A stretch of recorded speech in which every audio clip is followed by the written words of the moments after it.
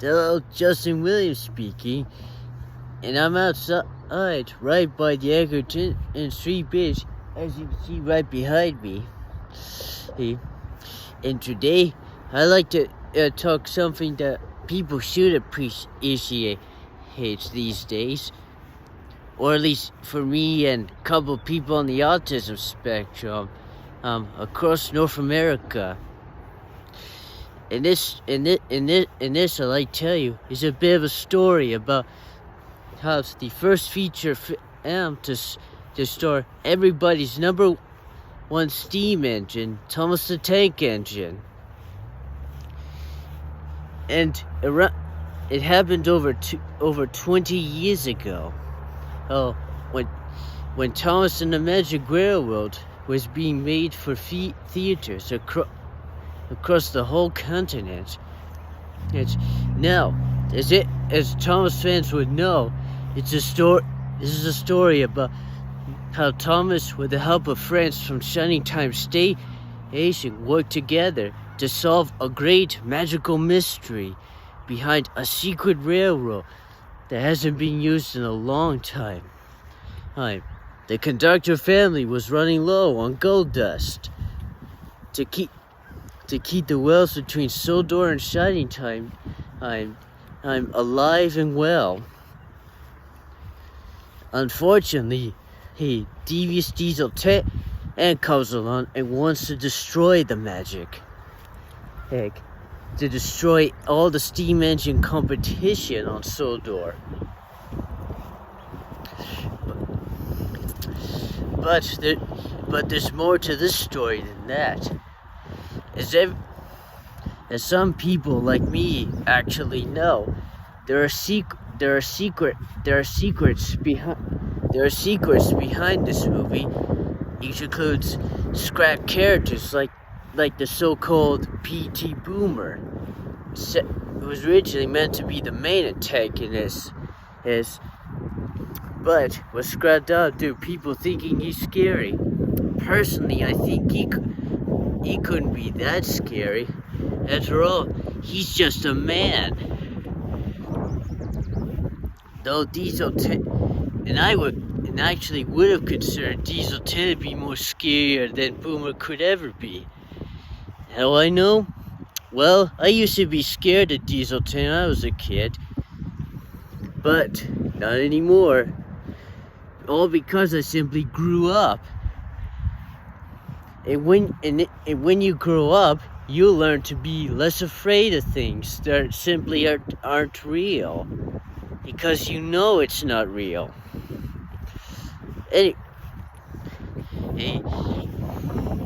About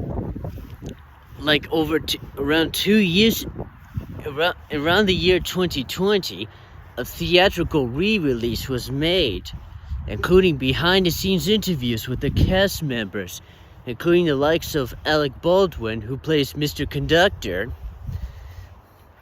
and Britt Allcroft, who made this movie possible and voices Lady, the Lost Engine. Plus, even though it's good, it's like a good feature to show do donations to people in the autism community across North America. But for me and a couple of fans of this movie, we just want more than that. Say, put Lady in more stories.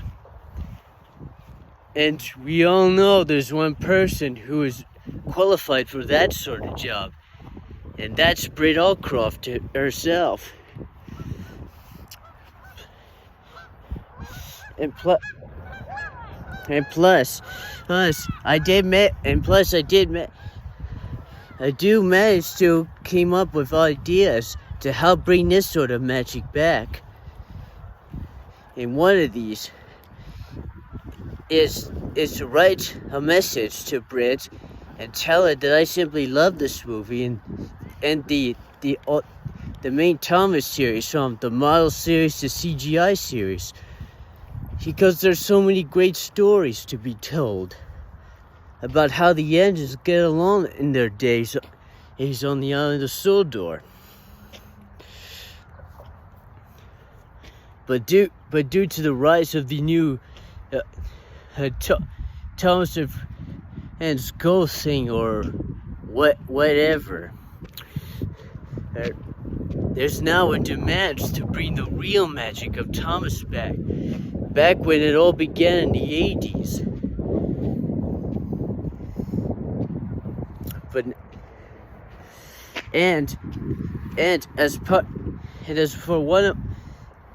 also have another brilliant idea to make that sort of thing reality too. But it's really top secret, which all involves interacting and meeting the voice of Thomas for the movie, Eddie Glenn. And if he is watching this video, I would like to say to you, Eddie, I want to be on Canadian television and made for kids, especially the preteen age. And I've read about your experience, and I've noticed you since I had a word with one of your old friends, and who is my acting coach for my voiceover career.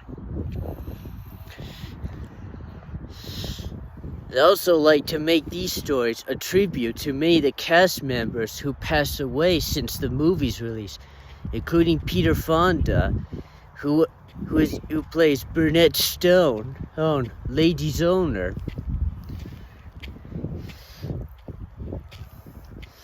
And besides, I always think this movie's pretty good, despite there are a couple of things you could expand upon, like the stories, which fortunately people like Keith Adams, which you can find on YouTube, helps people who ask questions about the movie fill in all the missing pieces and gaps in this movie, including the idea that the reason Edward is not around because he took Sir Tubman Head on vacation. And of course the movie has pretty good funny moments, especially with Alec Baldwin as Mr. C himself. And in conclusion, I would like to say, that we should help make movies like this be appreciated more, as well as other underrated things like characters, movie stuff that should be appreciated more. I'll continue to say a lot of things about how things could be appreciated more by having people remember as they are. Write good stories and possibly some parodies or of such.